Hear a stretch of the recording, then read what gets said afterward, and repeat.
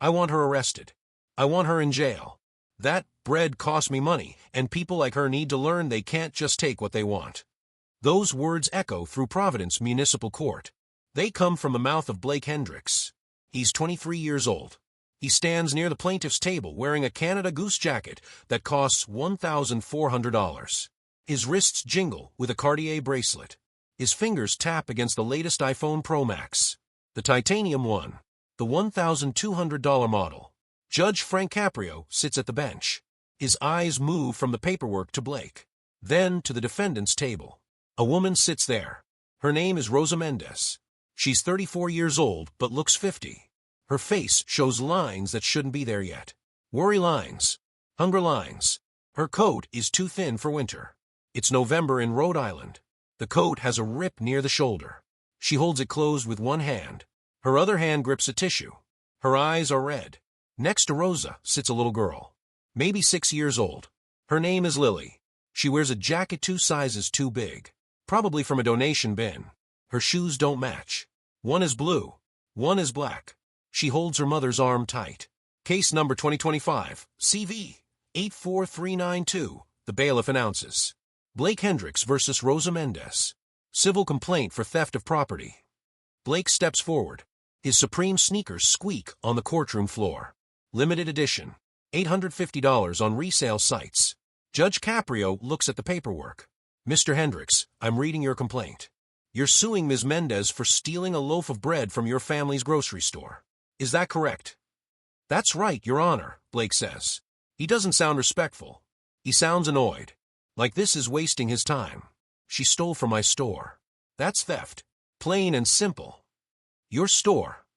Judge Caprio asks. How old are you, Mr. Hendricks? 23. But it's my family's store. My dad owns Hendricks Fresh Market on Broad Street. I manage it. He says manage with pride, like he built an empire. Judge Caprio nods slowly. And Ms. Mendez, you're here without an attorney. Rosa stands. Her legs shake. Yes, Your Honor. I couldn't afford one. I'm sorry. I didn't know I needed. It's okay, Judge Caprio says gently. Sit down. Let's talk about what happened. Mr. Hendricks, tell me exactly what occurred. Blake pulls out his phone. He swipes to a video. I have it right here. Security footage. November 8th, 4:47 p.m. She walks into my store, goes straight to the bakery section, grabs a loaf of sourdough bread, puts it under her coat, walks toward the exit. He plays the video. The screen shows a grainy image of Rosa. She does exactly what Blake described. She picks up bread. She looks around. She tucks it under her coat. She moves toward the door. My employees stop her at the door, Blake continues. Found the bread. She admitted she took it. Clear theft. The bread costs $6.99. Plus emotional distress to my staff, who had to deal with this. Plus the time I spent filing this lawsuit. I'm seeking $2,500 in damages. People in the courtroom shift in their seats. Someone coughs. A woman in the back row frowns. Judge Caprio looks at Rosa. Ms. Mendez, did you take the bread? Rosa's voice comes out small. Broken. Yes, Your Honor. I did. I'm so sorry. I shouldn't have done it. I know it was wrong. Why did you take it? Judge Caprio asks. Tears run down Rosa's face. She wipes them with the tissue. It's falling apart in her hand. Used too many times. My daughter was hungry. We hadn't eaten in 2 days. I had no money. I lost my job 3 weeks ago. I worked at Ocean State Laundry. They closed the location. Just shut the doors one day. Said they were sorry. Gave us nothing. She takes a shaky breath. I've been looking for work every day. I fill out applications. I go to interviews. But no one calls back. We live in our car right now. A 2004 Honda Civic. The back seat. We sleep there. At night, Lily cries because she's cold. Because she's hungry. I tell her it'll be okay. I tell her Mama's going to fix it. Her voice cracks. That day, November 8th, Lily said, Mama, my tummy hurts. She wasn't crying. She was just holding her stomach. And I couldn't take it anymore. I saw the bread in the window. I thought if I could just get one loaf. Just feed her. Just make the pain stop for one night. The courtroom is silent. Not the normal courtroom quiet. The kind of silence that feels heavy. Like everyone's holding their breath. I'm sorry, Rosa whispers. I'm so sorry. I'll pay him back. I don't know how, but I will. I'll work. I'll do anything. Please don't send me to jail. Please. She has no one else. Lily buries her face in her mother's sleeve. Blake shifts his weight. Your Honor, I get that it's sad or whatever. But theft is theft. You can't just let people steal because they have a sob story. What kind of message does that send? Everyone would just come in and take stuff. Say they're hungry. Say they're broke. Where does it end? Judge Caprio's eyes move to Blake. Mr. Hendricks, have you ever been hungry? What? Blake blinks. Have you ever been hungry? Not, I skipped lunch hungry. Real hunger. The kind where your stomach eats itself. Where you can't sleep. Where you do anything for food. Blake's jaw tightens. No, but that's not the point. The point is. Actually, that is precisely the point, Judge Caprio says. His voice stays calm. Professional. But there's something underneath it. Something firm. Let me ask you another question. How much money do you make? I don't see how that's relevant, Blake says. Humor me. Blake sighs. Like this is such an inconvenience. I make $80,000 a year managing the store. Plus I get dividends from my dad's company. Maybe another $40,000. So like $120,000 total. And you live where? I have a condo in the East Side. 2-bedroom. Why? Rent or own? My dad bought it. I live there rent-free. Blake's voice has an edge now. Defensive. Look, what does any of this have to do with her stealing from me? Everything, Judge Caprio says. He picks up a piece of paper. Ms. Mendez, I have your information here from the intake form. Before you lost your job, you made $14.50 an hour. Is that right? Yes, Your Honor, Rosa says quietly. 40 hours a week. Yes. Sometimes more if they needed me. Judge Caprio does quick math in his head. So about $30,000 a year. Before taxes. Which means take home around $24,000. About $2,000 a month. And your rent was $950 a month for a studio apartment. It wasn't much. Just one room. But it was ours. $950 leaves you with about $1,050 for everything else. Food, electricity, water, heat, gas for your car, clothes for Lily, everything. Is that right? Yes, Your Honor. And when you lost your job, you lost the apartment. I had some savings. I tried to make it work. But after 2 months with no job, I couldn't pay any more. The landlord said I had to leave. That was 3 weeks ago. Blake speaks up. His voice is sharp, impatient. Your Honor, I'm sorry she's broke. I really am. But this is America. People have hard times. That doesn't give them the right to steal. My family built that store from nothing. My grandfather started it in 1962. We work hard. We pay our bills. We follow the law. Why should we suffer because she made bad choices? A man in the gallery stands up. Bad choices? She lost her job. Sir, please sit down, the bailiff says. The man sits, but he's shaking his head. Other people murmur. Judge Caprio raises his hand. The courtroom quiets. Mr. Hendricks, I want to understand your position. You're seeking $2,500 in damages for a $6.99 loaf of bread. Can you break down those damages for me?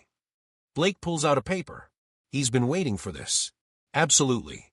The bread is $6.99. Then there's the time my employee spent dealing with the situation. 15 minutes at $18 an hour. That's $4.50.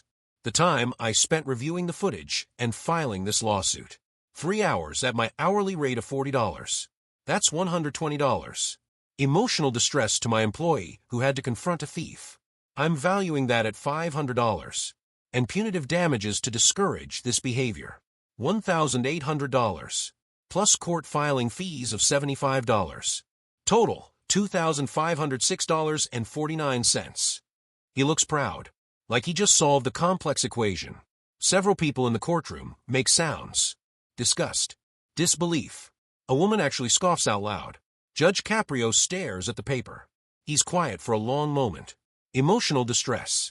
For your employee. Because he stopped a hungry mother from taking bread to feed her child. Well, when you put it like that, it sounds. How would you put it, Mr. Hendricks? Blake's face flushes. Look, it's not about the money. It's about the principle. People need to respect property. Need to respect the law. The principle, Judge Caprio repeats. He leans back in his chair. Let me tell you about a principle. There's an old saying. To the hungry man, bread is God. Do you know what that means? Blake shrugs. Not really. It means when you're starving, nothing else matters. Not pride. Not dignity. Not even the law. Survival becomes everything. That's not an excuse. It's just reality. He turns to Rosa. Ms. Mendez, what happened after they stopped you? Rosa's voice shakes. They took the bread back. Your security guard, the young man with the glasses, he was actually kind. He told me to wait. He left for a minute. Came back with a sandwich from a deli. Said it was expired anyway. Told me to take it, not to tell anyone. Blake's head snaps toward her. What? Who did that? I don't know his name, Rosa says quickly. Please don't get him in trouble. He was just being nice. Blake's face goes red. That's theft too. He gave away store property. He gave away food you were going to throw out anyway, Judge Caprio says. His voice has cooled. Ms. Mendez, what did you do with the sandwich? I gave it to Lily. We split it in the car. It was the first real food she'd had in 2 days. Rosa looks at her daughter. She fell asleep after. First good sleep in a week. Lily looks up at her mother. Her eyes are big. Scared. Blake throws his hands up. This is ridiculous. Your Honor, with all due respect, I came here for justice. She broke the law. I'm the victim. I'm the one who got robbed. Why am I being treated like the bad guy? Are you the victim? Judge Caprio asks. The question hangs in the air. Yes. She stole from me. Mr. Hendricks, let me ask you something. Have you eaten today? Blake pauses. Yeah. I had breakfast. A acai bowl from that place on Hope Street. Why?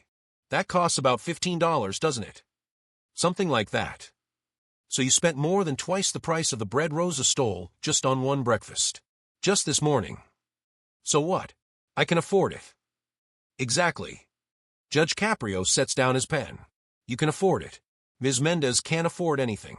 She's sleeping in a car with her 6-year-old daughter. In November. In Rhode Island. Do you know how cold it gets at night? Blake says nothing.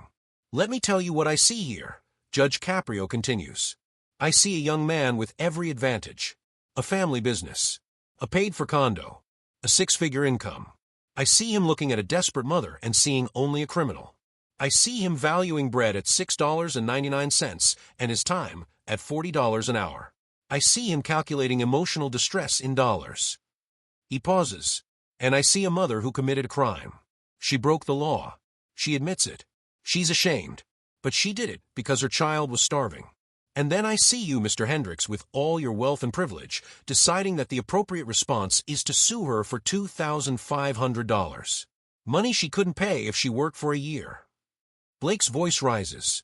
It's not about the money. I told you that. Then why are you asking for it? Because it's the law. Because actions have consequences. You're right, Judge Caprio says. Actions do have consequences. And we're about to explore that principle very thoroughly. Something in his tone makes Blake go quiet. The courtroom feels different suddenly. Tense. Judge Caprio opens a folder. Mr. Hendricks, I had my clerk do some research. Your father's company, Hendricks Fresh Market, has 8 locations across Rhode Island. Last year, the company reported $12 million in revenue. Is that accurate? Blake shifts. I guess. I don't handle the main books. And the company received $340,000 in PPP loans during the pandemic. Loans that were forgiven, meaning free government money. Is that accurate? That was legal. Everyone got those loans. I'm not saying it wasn't legal. I'm establishing facts. Your family business received $340,000 in taxpayer money. Some of that money came from people like Ms. Mendez. People who work hard, who pay their taxes, who contribute to society even when they're barely surviving. Blake's lawyer, a thin man in a gray suit, stands up. Your Honor, I'm not sure where this line of questioning is. Sit down, counselor. Judge Caprio's voice cuts through the room. I'm not finished. The lawyer sits. Here's what else I found, Judge Caprio continues. He pulls out more papers. In 2024, your Broad Street location was cited by the health department for improperly disposing of expired food. The report says you were throwing away an average of $800 worth of still edible food per week. Food that could have been donated to shelters. Food that could have fed people like Ms. Mendez and her daughter. But instead, you threw it in locked dumpsters. Blake's face is bright red now. That's company policy. We can't donate everything. There's liability. What if someone gets sick? Rhode Island has a Good Samaritan law protecting food donors, Judge Caprio says calmly. You can be sued for donating food in good faith. But you chose not to. You chose to throw away $800 a week while people in your neighborhood went hungry. The courtroom is dead silent. Everyone leans forward. Blake sputters. This isn't, you can't, this case is about her stealing. No, Judge Caprio says. His voice is quiet but firm. This case is about a loaf of bread. And about what kind of society we want to be. He looks at Blake directly. You stood in my courtroom and said Rosa made bad choices. Let's talk about choices. She chose to take bread to feed her starving child. You chose to sue her for $2,500. She chose to admit her crime and apologize. You chose to value your time at $40 an hour while she couldn't even afford to eat. She chose to protect the employee who showed her kindness. You chose to throw away food rather than donate it. Judge Caprio's voice grows stronger. So I have to ask you, Mr. Hendricks, who made the bad choices? Blake opens his mouth, closes it, opens it again. I just wanted her to face consequences. For what? For being poor? For being desperate? For being a mother? For being a thief? The word echoes. Rosa flinches. Lily starts to cry softly. Judge Caprio stands up. The entire courtroom seems to hold its breath. Let me tell you a story, Mr. Hendricks. My father came to this country with nothing. He worked in a mill. He made $30 a week. One winter we had no heat, no food. My mother was sick. My father went to a bakery. He asked if they had any old bread, anything they were throwing away. The baker said no, closed the door in his face. His voice catches slightly. My father stood outside that bakery for a long time. He looked at the bread in the window. He thought about taking it, breaking the glass, stealing, feeding his family. He told me later that he almost did it, that he stood there for 20 minutes with his hand on a brick. The courtroom is absolutely still. But then another baker opened up, saw my father, asked what was wrong. My father told him. And that baker, he filled a bag with bread, with rolls, with pastries. He didn't charge a cent. He said, take care of your family. Come back if you need more. That baker's name was Mr. Patterson. I never forgot him. And neither did my father. For the rest of his life, whenever he saw someone hungry, he helped. Because Mr. Patterson taught him that mercy matters more than money. Judge Caprio sits back down. That's why I became a judge, Mr. Hendricks. Not to punish the desperate. Not to protect the rich from the poor. But to find real justice. To show mercy when it's warranted. To remember that laws are made for humans, not humans for laws. Blake's hands are shaking. But she still broke the law. Yes, she did. And we'll address that. But first, let me ask you something. Do you know what it's like to watch your child suffer? To hear them cry from hunger? To know you're failing them? Blake doesn't answer. Ms. Mendez knows. She lives it every day. And still she's here. She showed up. She's taking responsibility. She's not making excuses. She's just asking for mercy. From you. From this court. From a society that seems to have forgotten what it means to care for each other. He turns to Blake. His eyes are hard. You came here seeking $2,500. You're about to get a very different education. Blake's lawyer stands again. Your Honor, my client has the right. Your client has every legal right, Judge Caprio interrupts. But I'm going to explain to him why exercising that right makes him morally bankrupt. The lawyer's mouth drops open. He sits down hard. Judge Caprio pulls out the security footage. Let me show everyone what actually happened that day. This is the full video. Not just the 30 seconds Mr. Hendricks showed. This is the full hour. He plays it on the courtroom screen. The video shows Rosa entering the store. But there's more context now. She walks through the aisles first. She picks up items, looks at prices, puts them back. Her face shows pain, confusion. She's trying to find something, anything she can afford. Her hand touches a can of soup. She looks at the price. $3.49. She puts it back. She moves to the dented goods section. Nothing there either. She checks her pockets. Pulls out coins. Counts them. $1.37. She stands there for a long time. just staring at the food. Her hand covers her mouth. She's crying. Silent tears running down her face. Then Lily appears in the frame. She's been sitting near the entrance. She walks to her mother. Tugs her coat. Rosa kneels down. Lily says something. The video has no sound, but you can read her lips. "I'm hungry, Mama." Rosa hugs her. Then stands. Wipes her face. Looks around the store. And that's when she takes the bread. The courtroom watches in complete silence. When the video ends, several people are crying. A man in the back row wipes his eyes. Blake stares at the screen. His face has gone pale. "That's the context you left out," Judge Caprio says. "That's the human being you reduced to a line item." "I didn't know," Blake whispers. "You didn't want to know. That's worse." Judge Caprio shuffles papers. "Here's what's going to happen. First, I'm going to address Ms. Mendez's actions. Then I'm going to address yours." Rosa stands. Her whole body trembles. "Ms. Mendez, you committed theft. That's a crime. Under normal circumstances, you could face fines or even jail time. But these are not normal circumstances. These are extraordinary ones. You were in crisis. You were desperate. You were trying to save your child. None of that makes theft legal, but it makes it understandable." He pauses. "Here's my ruling. The theft charge is dismissed. You will not be fined. You will not go to jail. Instead, you'll be connected with social services. The court will provide you with information on emergency housing, food assistance, job placement programs. You'll meet with a case worker this afternoon. They'll help you get back on your feet." Rosa's legs give out. She falls into her chair. Lily hugs her tight. Both are sobbing. "Thank you," Rosa chokes out. "Thank you, Your Honor. Thank you." "Don't thank me," Judge Caprio says gently. "Thank yourself for having the courage to show up, to face this, to fight for your daughter." He turns to Blake. The temperature in the room drops about 10 degrees. "Now, Mr. Hendricks, let's talk about you." Blake straightens, tries to look confident, fails. "You came to my courtroom seeking justice. I'm going to give you exactly that. Your civil suit is dismissed. You will not receive $2,500. You will not receive 1 cent. In fact, you're going to be paying quite a bit." Blake's eyes widen. "What? You can't."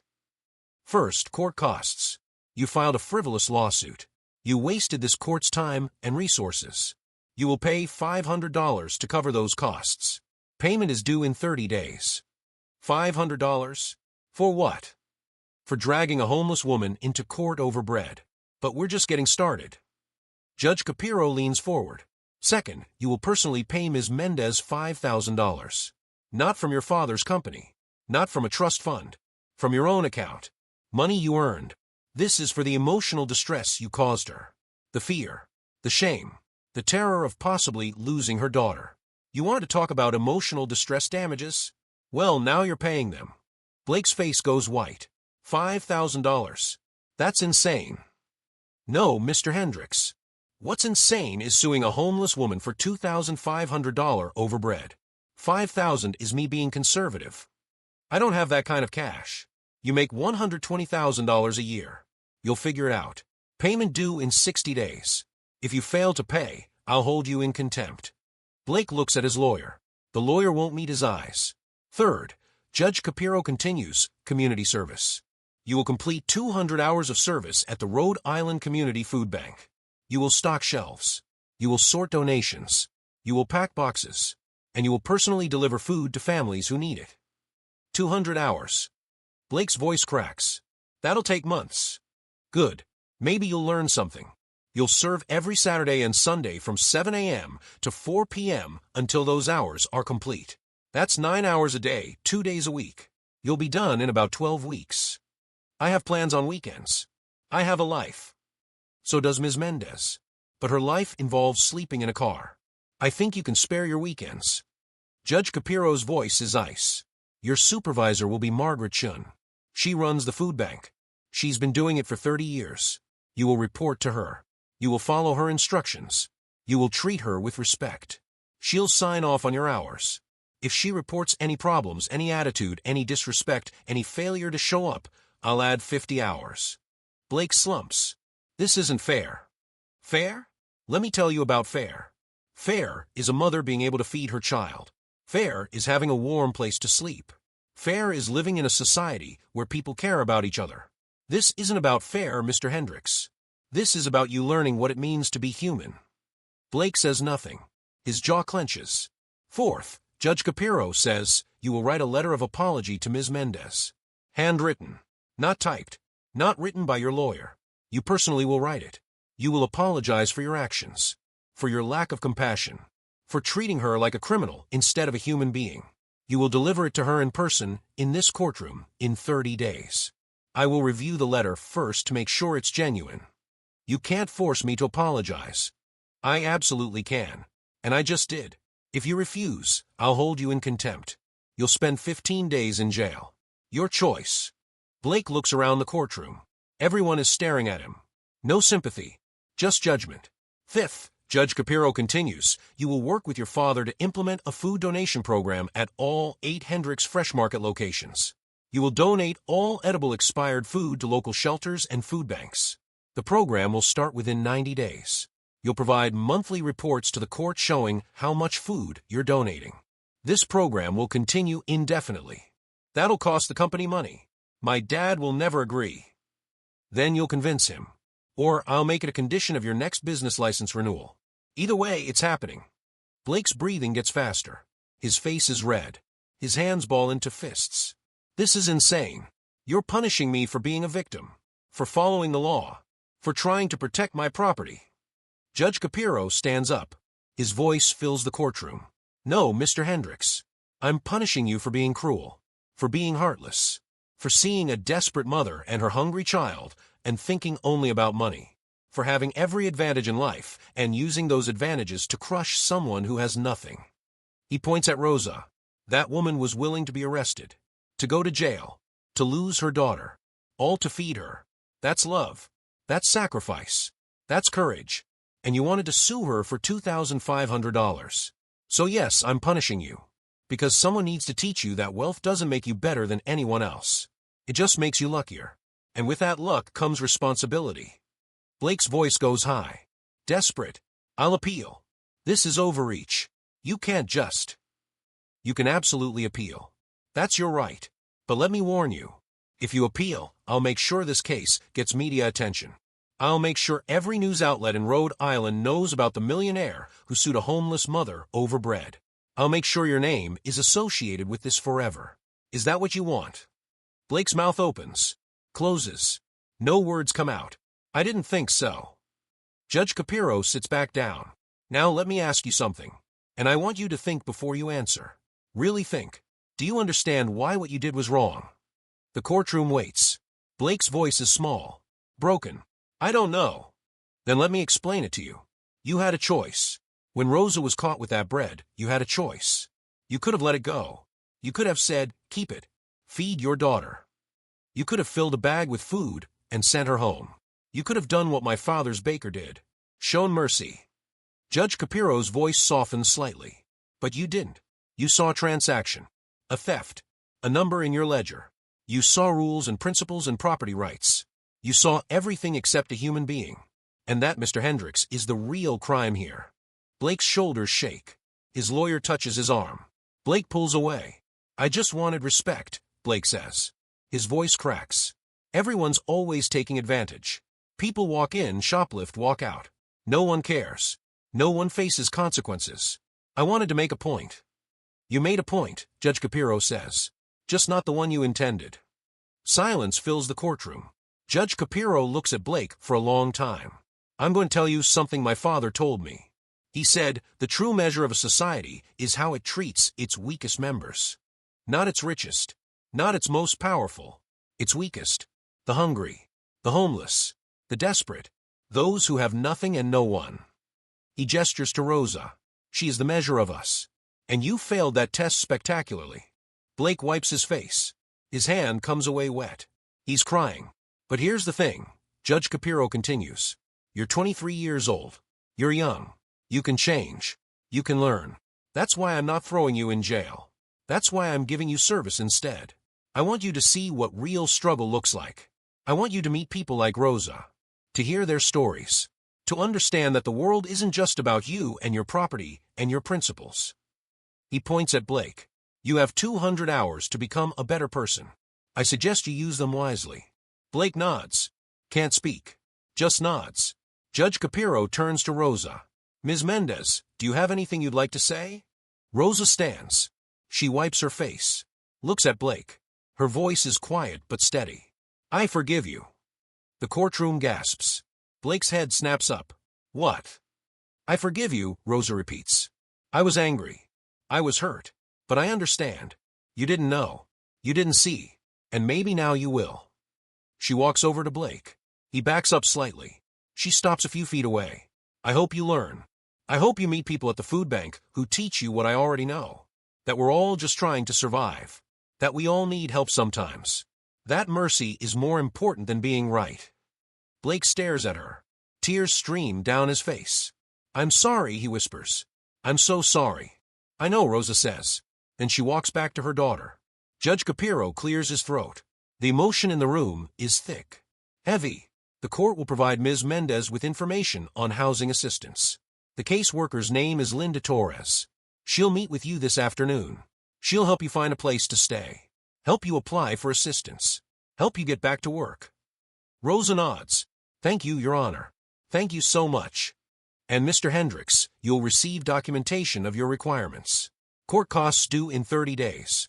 $5,000 payment due in 60 days. Community service starts next Saturday. You'll report to the Rhode Island Community Food Bank at 7 a.m. Margaret Chun will be expecting you. The food donation program needs to launch within 90 days. And the apology letter is due in 30 days. Any questions? Blake shakes his head. Defeated. Good. This court is adjourned. Judge Caprio bangs his gavel. The courtroom erupts. People stand. Some clap. Some just shake their heads in amazement. A reporter near the back frantically types on her phone. Rosa hugs Lily. Both are sobbing. Happy tears this time. A woman from social services approaches them with a clipboard. Blake stands frozen. His lawyer packs his briefcase. Well, that went terribly, the lawyer mutters. Blake doesn't respond. He just stares at Rosa and Lily. Watches them hug. Watches them smile. Something crosses his face. Shame. Real shame. The bailiff approaches. Mr. Hendricks, you need to stop by the clerk's office before you leave. They'll give you the documentation. Blake nods mechanically. Walks toward the door. People move out of his way. No one wants to stand near him. As he reaches the exit, he looks back one more time. Rosa is talking to the social worker. Lily is smiling. Really smiling. And Blake realizes something. That smile costs $6.99. And he tried to take even that away. He walks out. The door closes behind him. 6 weeks later, Blake stands in the warehouse of the Rhode Island Community Food Bank. His hands are raw from moving boxes. His back aches. He's wearing jeans and a plain t-shirt. No designer brands. No gold jewelry. Just regular clothes. Work clothes. These boxes go to the West Wall, Margaret Chun says. She's 58 years old. Vietnamese. Tough as nails. She doesn't take nonsense from anyone. Stack them by date. Oldest in front. You understand? Yes, ma'am, Blake says. He picks up a box. It's heavy. Canned goods. He carries it across the warehouse. Sets it down carefully. Margaret watches him. She's been doing this for 6 weeks now. Watching this rich kid learn what work really means. How many hours you got left? Blake pulls out his phone. Checks the log. 132. Long way to go. Yes, ma'am. Margaret almost smiles. Almost. You're getting better. First day, you complained about every box. Every task. Now you just do the work. Blake nods. Doesn't argue. He learned that lesson week 2. Margaret added 10 hours when he complained about the early mornings. He hasn't complained since. There's someone I want you to meet, Margaret says. She walks toward the front office. Blake follows. In the office, a family waits. A mother. 2 kids. They look nervous. Scared. The mother clutches a piece of paper. Probably a referral form. This is the Johnsons, Margaret says. They just found out about our program. Mrs. Johnson, this is Blake. He's going to help you get set up today. Blake extends his hand. Mrs. Johnson shakes it. Her hand is rough. Working hands. Nice to meet you, Blake says. You too, Mrs. Johnson says quietly. Margaret leaves them alone. Blake sits down at the computer. Okay, let me get some information. How many people in your household? 4. Me, my husband, and our 2 boys. Blake types.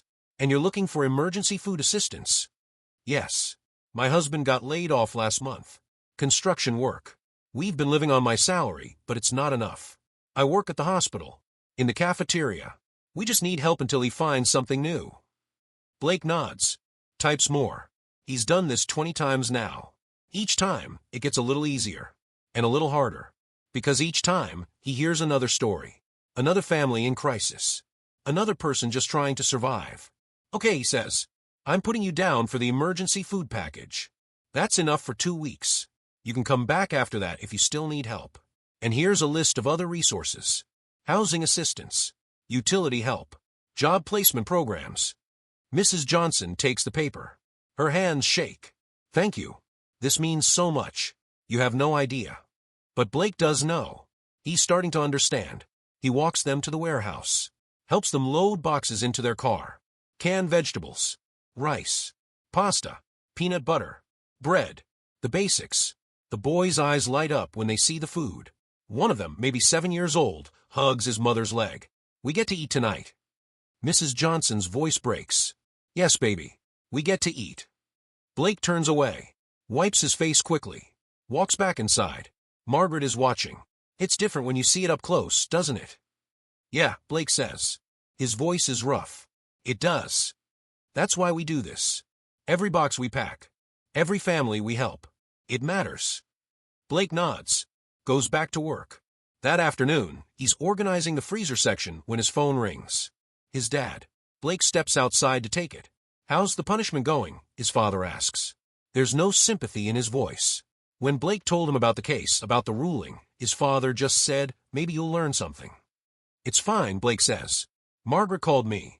She says you're actually working hard. Blake blinks. She called you. I donated to the food bank for 20 years. I know Margaret. She wanted to tell me you're not the spoiled brat she expected. Her words, not mine. Blake doesn't know what to say. She also told me about the food donation program you proposed. For our stores. I talked to the other owners. We're going to do it. Really? Blake's voice cracks slightly. Really? We'll start next month. All 8 locations. Edible expired food goes to food banks and shelters. Margaret's helping coordinate it. She says it could feed hundreds of families a month. That's good, Blake whispers. Yeah, it is. I should have done it years ago, but I didn't think about it. I was focused on profit margins and liability and 100 other excuses. Sometimes it takes someone younger to see what we've been missing. Blake leans against the wall. Dad, I messed up. With that woman. With Rosa. I was so wrong. I know, but you're fixing it. That's what matters. They talk for a few more minutes. Then Blake goes back inside. Back to work. 30 days after the ruling. Blake stands outside Courtroom 3B. He holds an envelope. Inside is the letter. He wrote it 4 times. Each time it wasn't good enough. Too formal.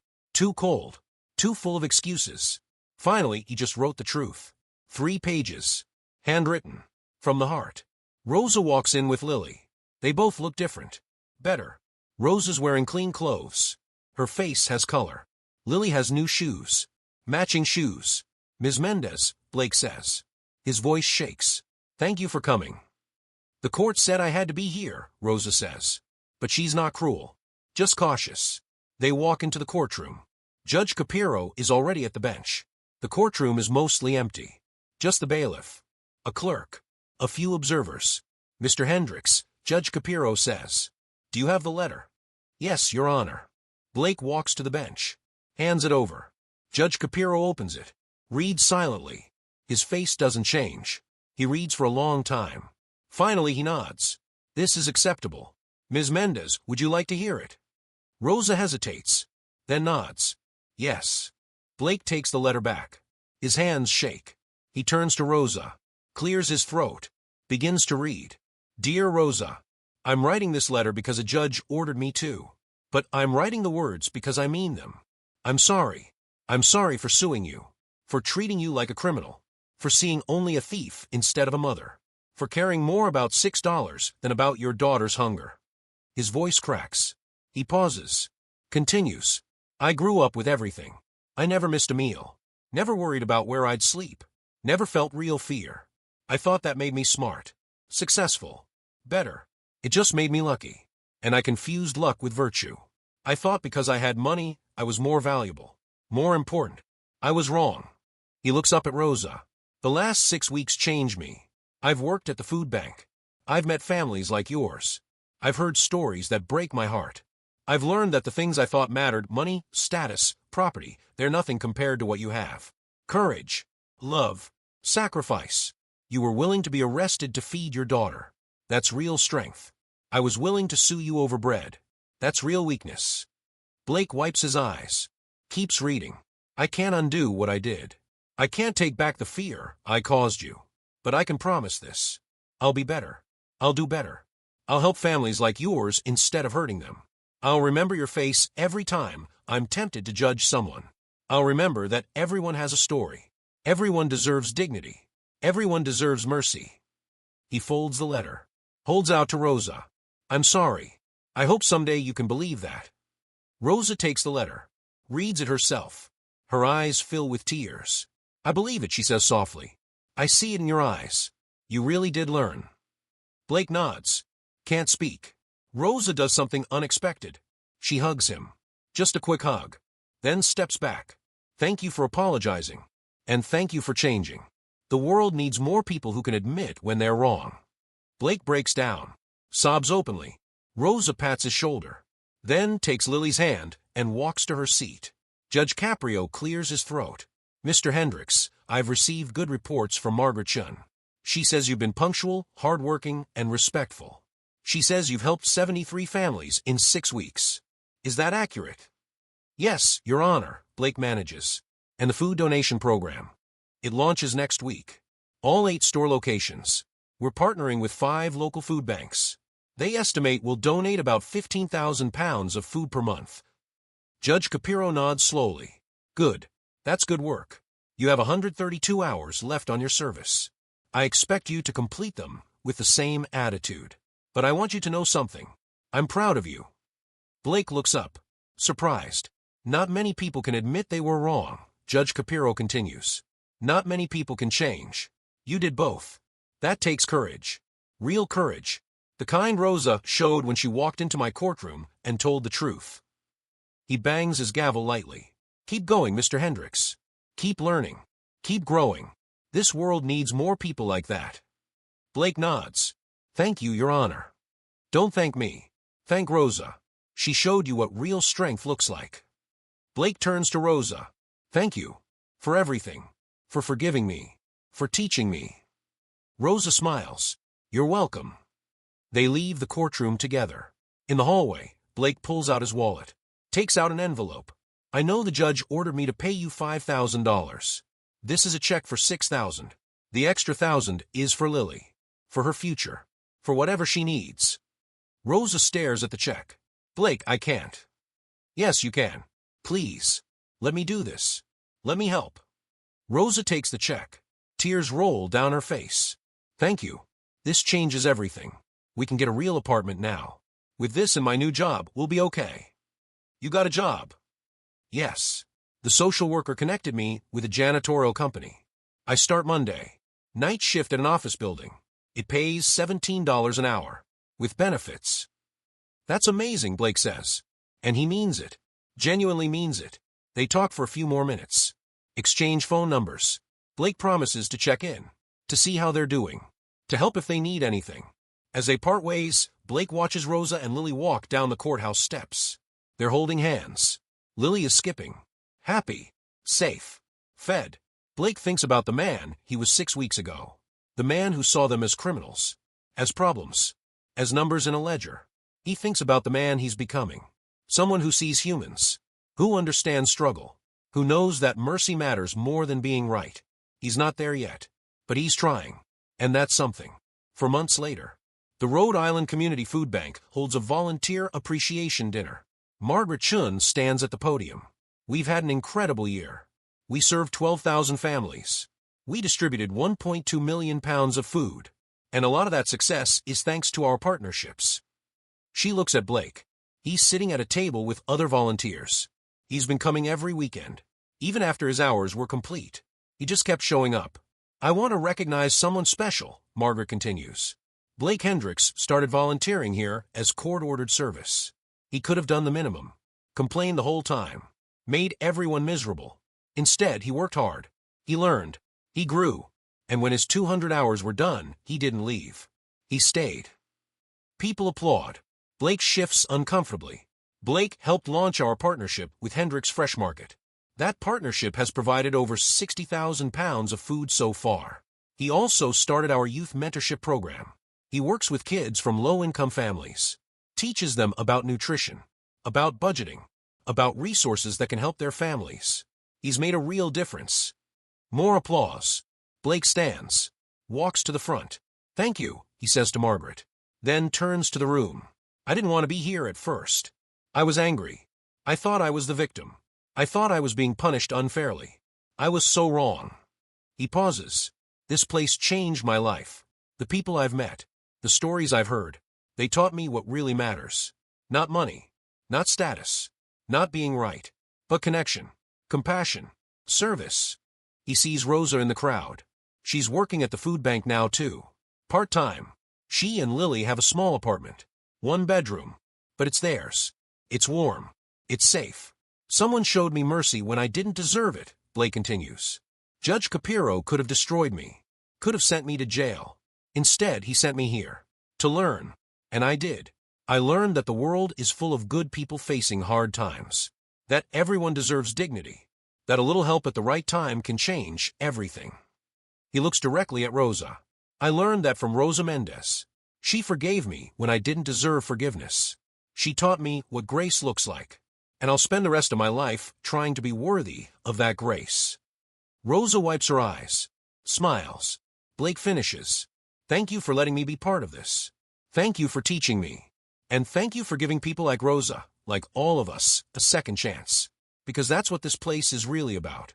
Second chances. New beginnings. Hope. The room erupts in applause. Blake steps down. Rosa meets him halfway. They hug. You did good, she says. I'm trying, he says. And he is. Every day. Trying to be better. Trying to remember. Trying to help. Because he learned something in Judge Caprio's courtroom. Something that changed everything. The measure of a person isn't their wealth or status or property. It's how they treat those who have nothing. Those who need help. Those who are struggling. And Blake Hendricks, the young man who once sued a homeless mother over bread, finally understands what it means to be human. Judge Frank Caprio sits in his chambers. It's late. The courthouse is empty. He reviews case files for tomorrow. A knock on the door. His clerk enters. Judge, there's someone here to see you. Says it's about the Mendez case. Judge Caprio looks up. Send them in. Blake enters. He looks nervous. Your Honor, I'm sorry to bother you. I just wanted to say thank you. For seeing past my stupidity. For giving me a chance to learn. For not giving up on me. Judge Caprio smiles. Gestures to a chair. Sit down, Blake. Blake sits. You know what the hardest part of my job is. Judge Caprio asks. Blake shakes his head. It's knowing when to punish and when to teach. When to throw the book and when to throw a lifeline. Most days I get it wrong. But sometimes, when I'm lucky, I get it right. And when I do, I see young men like you. Changed. Better. Human. He stands. Walks to the window. You came into my courtroom as a boy. Selfish. Arrogant. Blind. You're leaving as a man. Humble. Aware. Open. That's all I ever wanted. That's all I ever hoped for. Blake's voice is thick with emotion. I won't forget this. Any of it. Rosa. The food bank. Your words. I'll remember. Good. Because the world needs people who remember. Who learn the hard lessons. Who understand that we're all connected. That we all need mercy. That love matters more than law. They shake hands. Blake leaves. Judge Caprio returns to his desk. Opens the next file. Another case. Another chance to find justice. He thinks about Rosa. About Blake. About the loaf of bread that started everything. And he thinks about his father. About Mr. Patterson the baker. About how one act of kindness echoes through generations. Maybe that's what justice really is. Not punishment. Not revenge. But the chance to become better. To learn. To change. To love. He closes the file, turns off his light, heads home. Outside, the city of Providence sleeps. But in a small apartment on the east side, Rosa and Lily are awake. They're making cookies.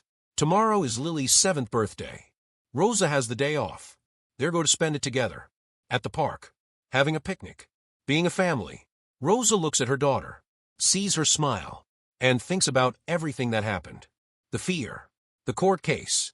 The terror of losing everything. And then the miracle. Judge Caprio. Blake's transformation. The help that came. The new job. The new life. Mama, what are you thinking about? Lily asks. Rosa hugs her daughter. I'm thinking about how lucky we are. Because we have cookies. Rosa laughs. Because we have each other. And because people cared enough to help. She thinks about Blake. About his apology. About his change. About how people can surprise you. How they can grow. And she thinks about something Judge Caprio said. That mercy matters more than being right. She holds her daughter close. And whispers a prayer of thanks. For judges who see humans instead of cases.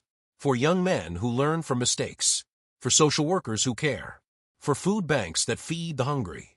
For communities that help each other. For mercy. For grace. For second chances. For a loaf of bread that changed everything. Money can buy many things, but it cannot buy back time. It cannot undo harm. It cannot purchase respect. And in Judge Frank Caprio's courtroom, it definitely cannot buy justice. Justice isn't about winning. It's about balance. It's about seeing people. Really seeing them. Understanding their struggles. Their fears. Their hopes. Justice is a homeless mother getting help instead of handcuffs. It's a rich young man learning empathy instead of entitlement. It's a community coming together to support those in need. Justice is remembering that we're all one bad day away from desperation. That we all need mercy sometimes. That the measure of our humanity is how we treat those who can't fight back. Blake Hendricks learned that lesson over a loaf of bread. He learned it the hard way. Through public humiliation. Through hard work. Through coming face to face with his own cruelty. But he learned it. And that matters. Because every person who learns compassion makes the world a little better. Every act of kindness ripples outward. Every moment of mercy plants a seed that grows into something beautiful. Rosa Mendez took bread to feed her daughter. Blake Hendricks sued her for it. Judge Frank Caprio saw an opportunity. Not just to punish, but to teach. To transform. To heal. And that's what happened. Healing. For Rosa, who got the help she needed. For Blake, who became a better person. For a community who saw that justice can be both firm and merciful. This isn't just a story about a courtroom. It's a story about us. About what kind of people we want to be. About what kind of world we want to build. Do we want a world where the rich crush the poor? Where mercy is weakness? Where profit matters more than people? Or do we want a world where people help each other? Where second chances exist? Where love is stronger than law? The choice is ours.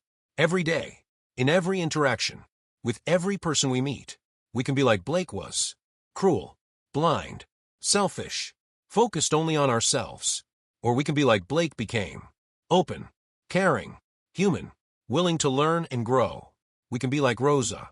Brave in the face of fear. Forgiving when it would be easier to hate. Grateful for every blessing. We can be like Judge Caprio. Wise enough to know that real justice includes mercy.